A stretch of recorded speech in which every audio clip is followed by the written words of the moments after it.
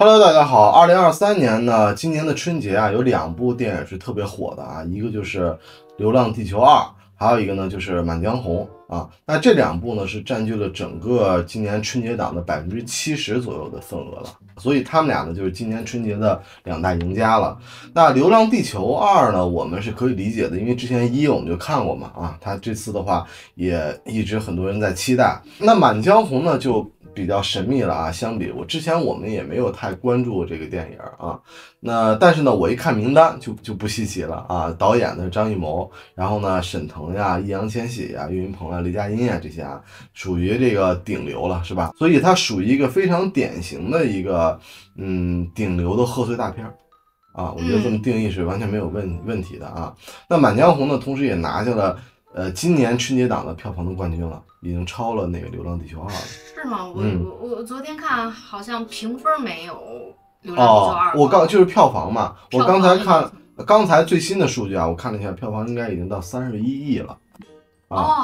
他也刷新了张艺谋以前的电影，张艺谋拍电影没有这么多票房，是第一次啊。但是呢，同时呢，虽然呢《满江红》非常火啊，但是同时带来的争议也很大啊。我在网上简单看了一下，比如说票房造假呀，包括资本这个控制呀，资本操控呀，包括《满江红》这个诗也引发了很多的争议啊。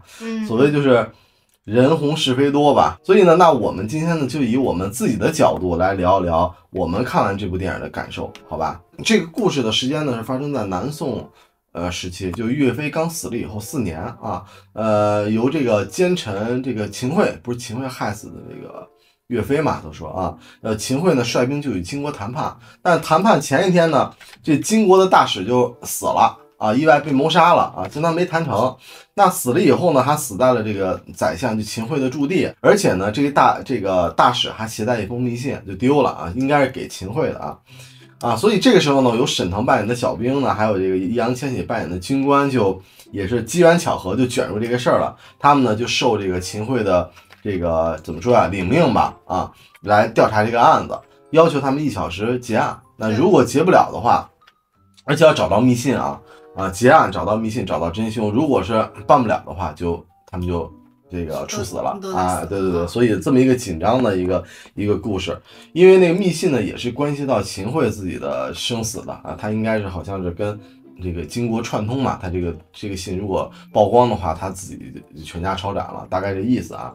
那之后呢，就是沈腾和易烊千玺的这个查案啊，找凶手呀，包括是找信呀，找密信呀，就整个一个悬疑侦探的故事吧。那最后呢，就是剧情反转啊，真正的凶手基本上就是以沈腾为首的整个一个团队啊来作案的。那他为什么呢？是因为沈腾实际呢是这个岳飞的前部下啊，就死去的岳飞的前部下。那他们呢主要是目的就是为了找到岳飞死之前留下的遗言，就是《满江红》嘛，这部电影不叫《满江红》嘛，相当于《满江红》是一首诗嘛啊。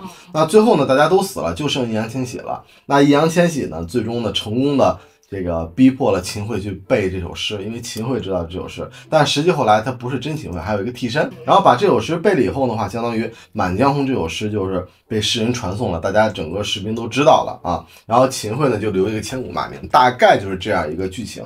那整体来讲的话，现在对于这部电影的这个看法呢，这个我看网上大概都是褒贬不一的，尤其是2极分化比较严重。包括之前我还问了我老婆一下，老婆你觉得这部电影的优点和缺点是什么？你可以简单说一下。我是刚开始第一次、第二次看了2遍，我都没怎么看懂，我就觉得这又是个烂片。对，我提一句啊，我们在家看的，没有去电影院。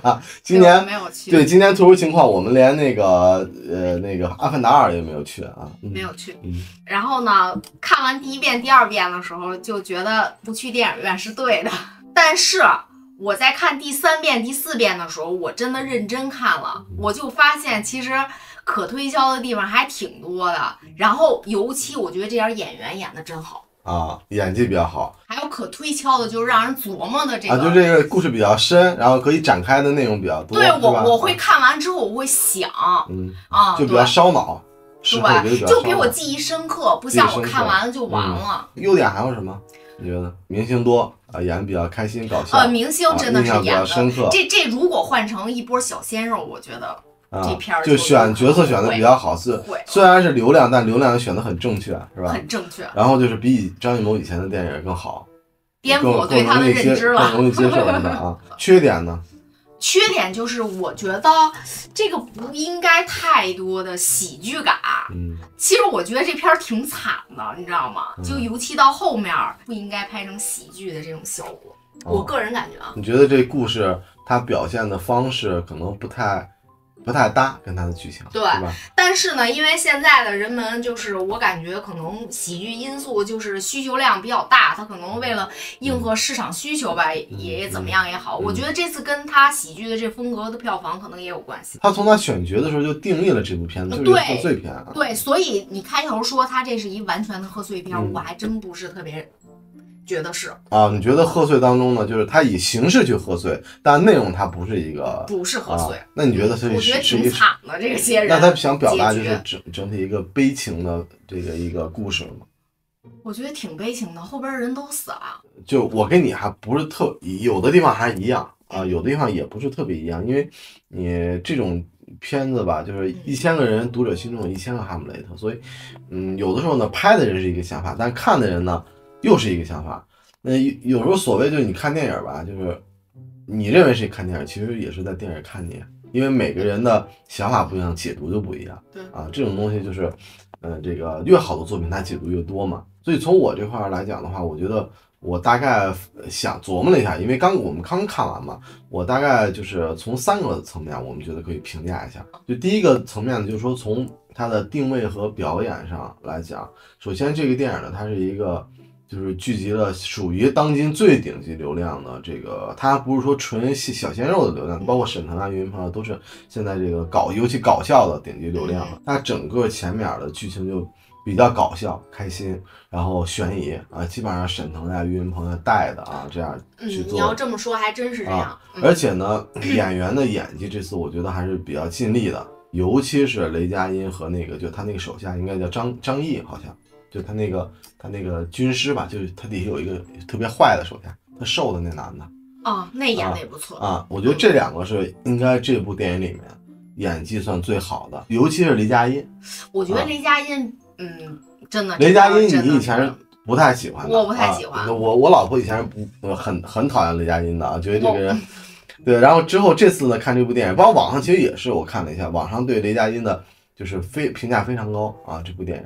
他演出那个感觉来了。对。然后张译演的也，因为以前就是属于实力派嘛，这种不太受关注的，但是演戏是很好的。其次就是说这个易烊千玺是吧？易烊千玺这个也是应该近几年的这个年轻的新秀了，因为演了好多实力的片子，所以这部片子我觉得我认为他还是跟以前基本上差距不太大，你在这个同龄段里面，男生我觉得就算很好的了。然后岳云鹏跟沈腾呢，基本上我觉得这2个就是本色出演了。对啊，基本上像沈腾，他平时参加那些综艺呀，以那种他的这种功底去逗乐，然后岳云鹏就是还是那样，基本上我觉得还是本色的居多啊，所以整个构成他。前面剧情的这个搞笑，包括是轻松的，有一些其实最主要是搞笑，因为要春节档嘛，春节贺岁档，它主要还是为了这个票房开心才去的嘛，对吧？啊，我看这片的时候，我就一直在想，跟沈腾到后面会不会笑场，就好几个都是要哭的画面，跟沈腾，我觉得那谁能憋住了，真的是不容易，你知道吗？基本上沈腾演的好像都那样，他包括前一个那个月球，那个是什么月球，独行月球。也是那样的啊，也是基本上他是吃演员的啊，这种片他的片基本上都吃演员啊。那后面呢，整个剧情呢就是开始有了这些民族大义啊、家国情怀的这类东西了啊。包括呢，我看网上还有那个好多男生啊，看完了就是热泪盈眶的，你知道吗？在电影院。就看这《满江红》，对，热泪盈眶，特别激动，就家国情怀啊，这种。我到后面的时候，我就真的看进去了。我到后面的时候，我真看进去。你也有那种感觉吗？我也有一些读诗的时候吗？读《满江红》的时候？我没有在读诗的时候，我在这个那女的死了的时候，我有这个感觉。还有这个还挺难受的。就那几个人死的时候，我比较有内容啊，难受。所以它整个票房这次大卖呢，我觉得也是非常正常的，而且我觉得对张艺谋本身这次也是很有影响的，因为张艺谋以前的片子吧，他就那种花大钱，然后呢票房不高，因为他一直都不太重视去讨好观众，就是演的比较深，就是比较觉得自己境界比较高吧，他就是接受能力，观众接受能力不是特别强。但是这次来讲的话，观众比较俗啊，对，这次来讲的话，这票房我觉得未来他看在钱的上，应该也会改变他未来的拍片子这个方向。我觉得会更在意这个观众的感觉，因为观众都是普通观众嘛，更多的都是啊，带更多的群体，大俗人。对，所以我觉得这个对他影响蛮大的。当然，我看网上的各种恶评也有啊，就我觉得从这个角度，就从贺岁的角度来讲的话，我们还是没有必要过于较真的。你大过年图一个开心嘛就可以了，是吧？尤其现在人们日常的现实的生活呀，烦心事够多了。啊，你没有必要说看个电影还这个苦大仇深的，是吧？而且以前也有人去探讨，就是包括电影呀、艺术作品，我觉得它没有这种必须要教育人的义务啊。我觉得主要第一还是要观众是王道，只要喜欢观众开心，我觉得这是王道啊。所以刚才我们讲的，但是反正一说但是就不太好了嘛，对吧？网上很多人就会。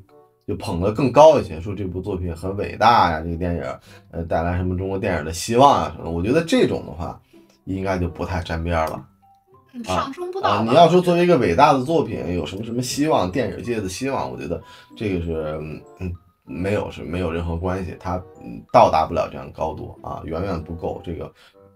不着边，确实是啊，所以就是包括刚才我说那网上我看那个视频，那男的在电影院看的痛哭流涕了，还大喊什么我爱什么啊什么的，这个还有这种啊，有，我觉得这种就够了。你像我分了3层去分析，我觉得你就看完第1层就 OK 了，你就别往下分析了，你知道吗？你免得你自己世界观崩塌太累。我觉得这样挺好，人就简简单单的就挺好。那第2层呢，我觉得从剧情呀和逻辑性、合理性上来讲。我就觉得相对有一些问题啊，比如说它整个剧情这种悬疑，网上也有人讲啊，就是比较老套啊，它这种悬疑啊、侦探就比较老套，而且它很多其实还上升不了这个悬疑的这种类型，其实它整个这个备选人呀这种其实就那几个，没有那么多的选项，这个真凶啊什么的，其实就那几个，到之后来讲的话也没有那么多这种特别让人恍然大悟、意想不到的这种感觉，我觉得啊，而且呢，整个剧情来讲的话，是有一点是为了反转而反转，很多的故事的过程都是为了这个结果往上去凑的，有点论凑的这个嫌疑啊。比如说我都没，我打个比方，比如说啊，整个沈腾这个团队他策划多年啊，然后呢，整个过程死了这么多人。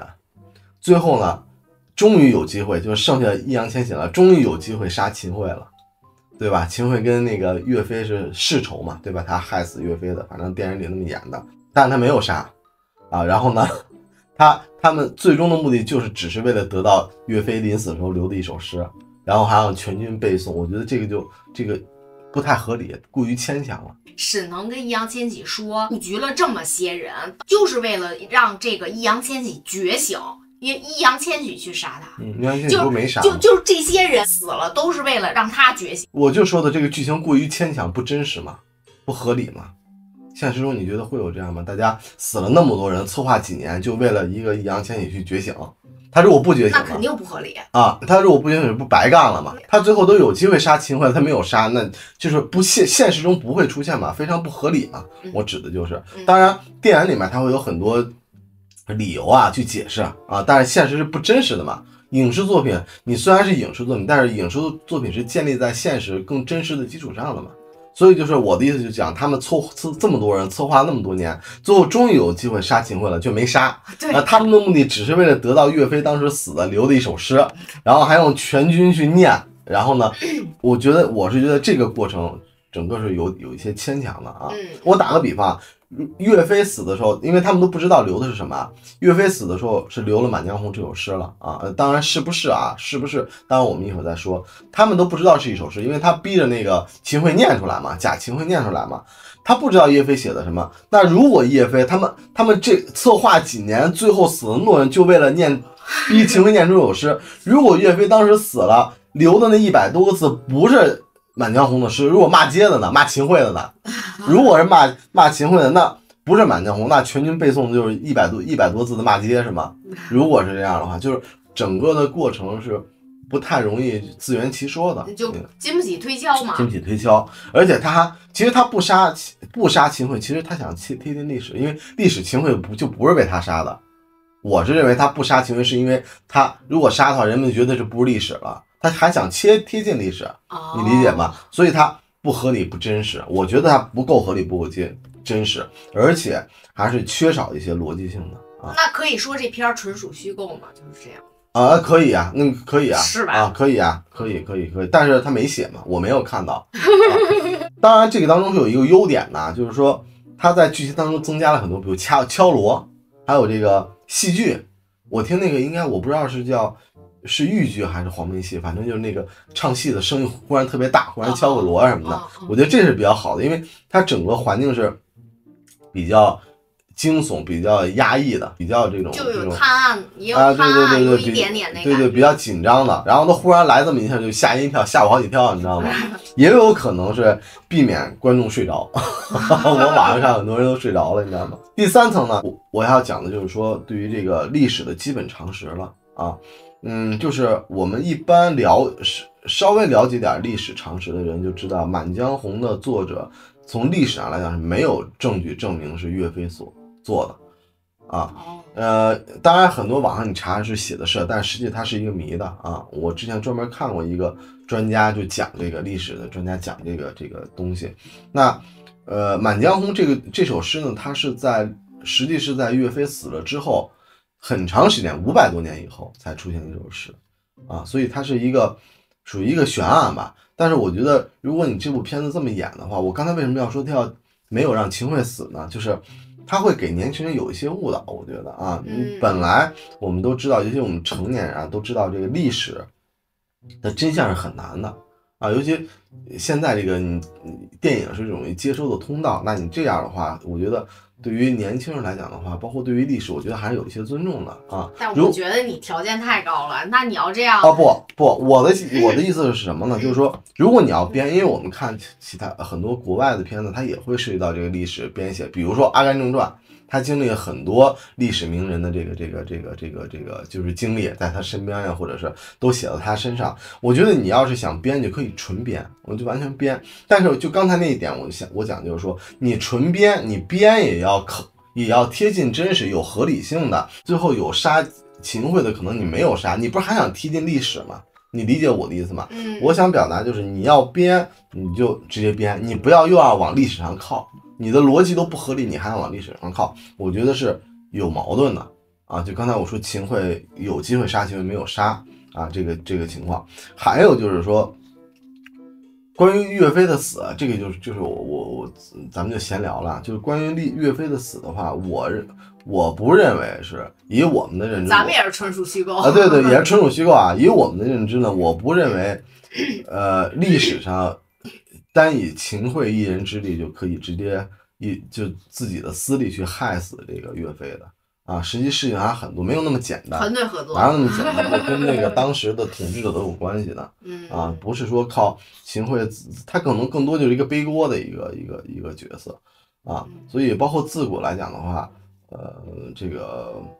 这种相权跟皇权的这个博弈都是很多的啊，包括我们大了很多以后才发现，就是你以前小时候学的历史，你好多都要重新学一遍，你知道吗？很复杂，很复杂。所以我想讲的就包括他这个片子，你有没有发现，他跟张艺谋之前有一部《影》是很像的，比如说《影》也有替身，这部片子也有替身，然后《影》也是借助了历史背景，《影》这是借助了三国当时收复荆州的那段历史，他改编了这个呢，其实这也就是纯改编了，他通过岳飞一个这个大的环境来去编一个小人物的故事嘛，对吧？啊，它属于一种纯编了。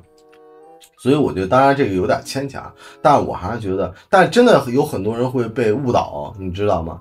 很多人会被误导的，认为就是这个，我觉得还是要有一些这个贴近历史的，尤其本来现在这个傻子太多，骗子不够用的年代啊，我觉得还是避免误导，毕竟它不是历史嘛。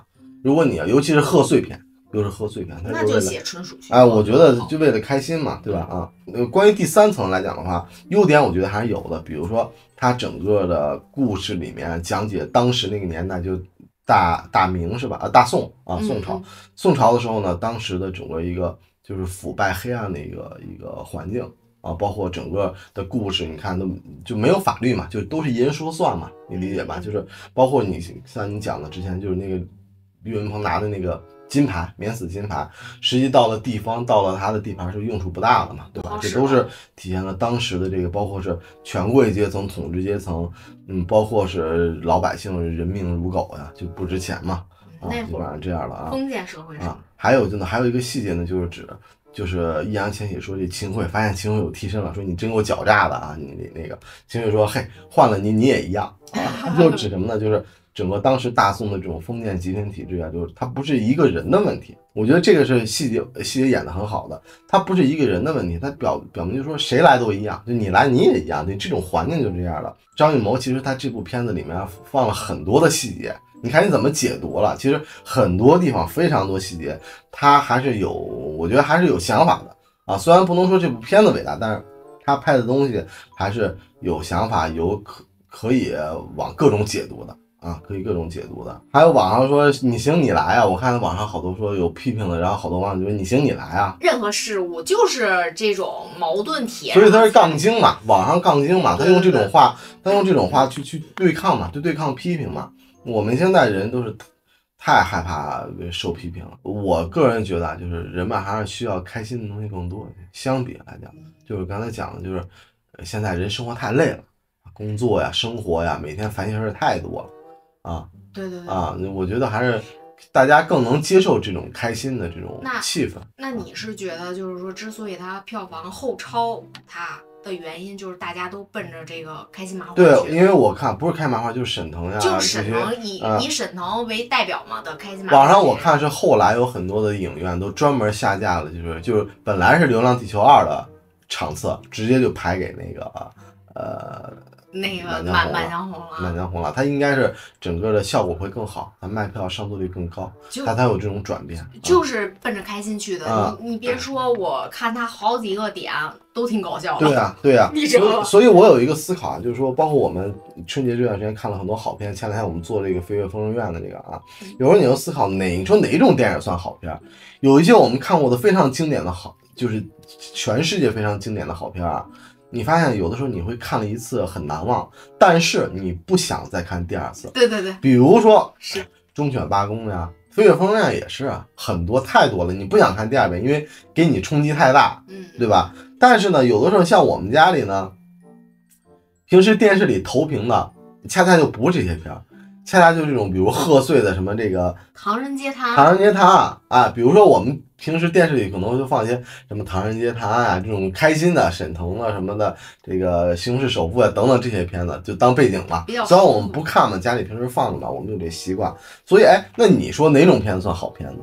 对不对？我觉得就是这个感觉不一样嘛。你比如说开心的，可能就我日常就想每天开心看一些这个。但是你说那些比如看过去难受，但是它意义又非常的，其实给后人的一些意义也挺大的。我觉得看你选择吧，你看你怎么想，就是。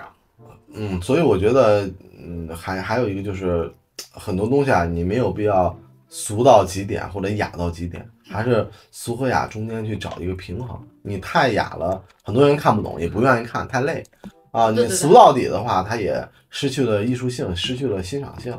对，就比如说啊，国内的有一些片儿，就是他们老是想把这个片儿演的特别深，最后我都看不懂。对，就你之前说的嘛，他为了深而深嘛，但是实际呢，真正的历史上的一些大片、好片、经典佳作，你会发现都是能看得懂的，没有看不懂的。就那个有一个片叫《一颗子弹》，你说是姜文的那个是吧？那叫什么？让子弹飞是吧？让子弹飞。我就一直看不懂。他的片是这样，都说是他拍的片儿很深，但是我就不想看了，就这样的感觉。这个我太俗了。不，这个呀，我跟你讲，它是一个环境问题，就是他想讲，他又没法都讲完，他就得藏着讲，你理解我的意思吗？但我还是觉得水平的问题啊。不，他会的。其实我是蛮喜欢他的作品的，但是我就不太喜欢啊，可能每个人的那个什么不一样，你说吧。可能每个人的这个每个人的观赏水平不太一样啊。行吧。就这部电影呢，你有没有发现啊？它在2023年春节上映也很有意思，你知道吗？就是整个这部片子，它最后主要讲的什么？就是这种家国情怀呀、收复失地啊、穷失山河呀，包括呢这大宋是好的呀，坏就坏在你这些奸臣手里了。没发现，因为年年都有这种片儿啊。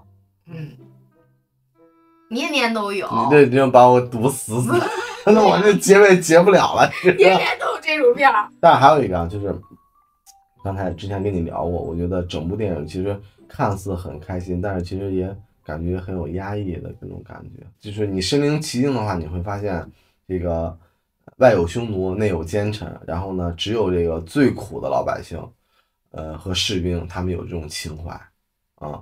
所以包括我从小就听过这个精忠报国这歌啊，包括其实我是不明白什么意思的。我到现在，你说真的是问我精忠报国是什么意思，我可能真的很难用这种特别准确的文字去就是形容。我觉得还是值得思考的。我可以表达一下。你说。我觉得就是说，大家都希望，国家越来越好。然后呢，宁愿就是。我怎么表达？那我问你，国家是什么？就是大家愿意牺牲自己，如果国家不好，大家愿意牺牲自己，让国家变得越来越好。比如说这个电影里面，我们《满江红》的这电影，它的国家精忠报国，这个国家指的什么？就指的大宋是吧？对啊，大家嘛。就指的大宋。好了。我让我想到一个什么事儿啊？就是我们以前看三国啊，我以前特别爱看三国。看三国呢，我跟我老婆就聊，就是我从小啊看三国，以前老的三国、新的三国，我老认为自己是这个赵云呀、关羽呀、诸葛亮呀、鲁肃呀，这是咱们俩聊的。次点啊，鲁肃呀、周瑜呀也行，再次点曹操也行，你知道吗？我觉得我怎么也得是那个公主吧。然后后来呢，你慢慢长大，你会发现啊，你以前以为你是将军，后来你发现你连潘凤你都不是，你知道吗？不是，我发现我连上这戏当你连群众演员的你连机会都没有，你连士兵都不是，你知道吗？你就底层的老百姓，你知道吗？所以啊，也是感触蛮深的。那基本上这个电影，我觉得总体来讲的话还是比较好的。春节档嘛，给大家带来欢乐嘛，对吧？开开心心最重要，是不是？大过年的。那好吧，我觉得今天这个《满江红》这个咱们就聊到这儿，你说呢？好。好吧，就这样，拜拜。